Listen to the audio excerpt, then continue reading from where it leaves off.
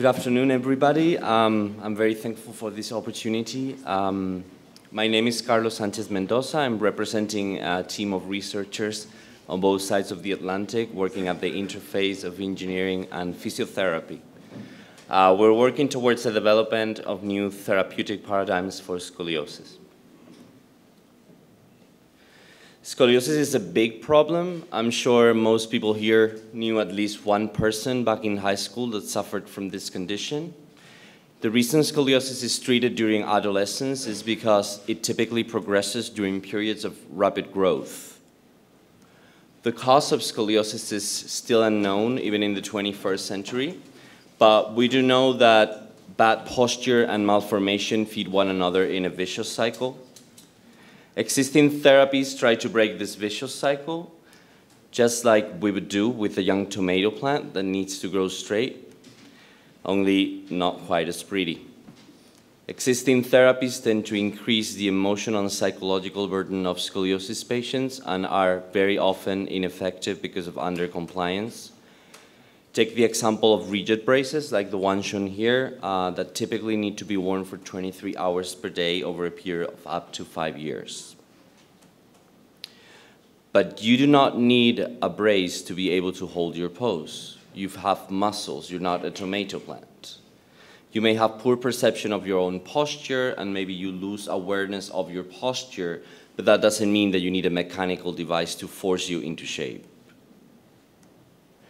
We're developing a sensorized undergarment that will watch your posture in real time, and it will track the quality of your posture. It will help you achieve better postural goals.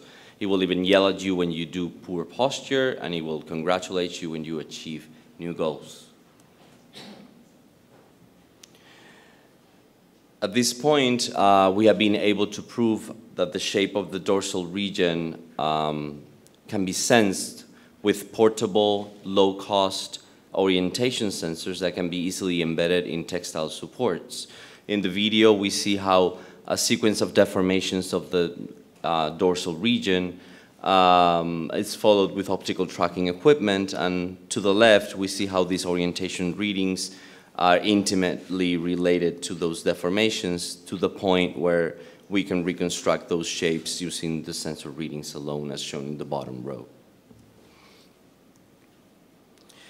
So to achieve these goals, we have an international collaboration, some engineers working at MIT, working on developing the technology and making it accurate and usable enough, and collaborating with Madrid institutions with expertise in clinical practice for scoliosis to help us know what it means to have good posture that can keep the spine straight and properly aligned with the rest of the body.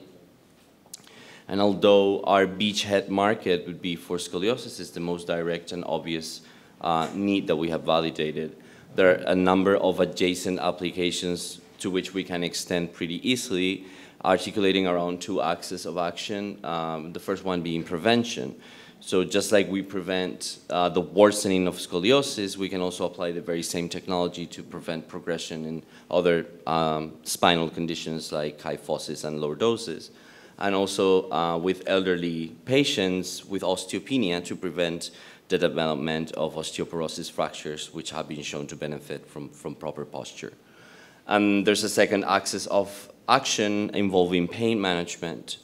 It's also been shown that these deformities that happen in adolescence, once they're not properly treated, in adulthood suffer from chronic pain that can be managed by having better posture, and typically these patients go to physiotherapy and may potentially benefit from daily life tracking of postural behaviors. We also have other applications further ahead on the horizon that we think are going to be very interesting. If we define that proprioception is the ability to sense stimuli arising within the body regarding position, motion, and equilibrium, we distinguish that there's going to be an emerging market of what we call prosthetic proprioception, or prosthoseptics for short. So we can think of proprioception that is assisted by technology and can help patients that have compromised proprioception, which would be the case for example, some stroke victims, some sufferers of spinal cord injuries and patients with multiple sclerosis. But farther in the future, we can think of augmented proprioception for people that are healthy but can still benefit from an enhanced ability to sense their body, its position, its motion, and its balance. Like could be the case for dancers, sports people, and practitioners of mind and body activities like yoga, Pilates, or Tai Chi, and such. So thanks a lot. Please come see us later for further details. Thank you.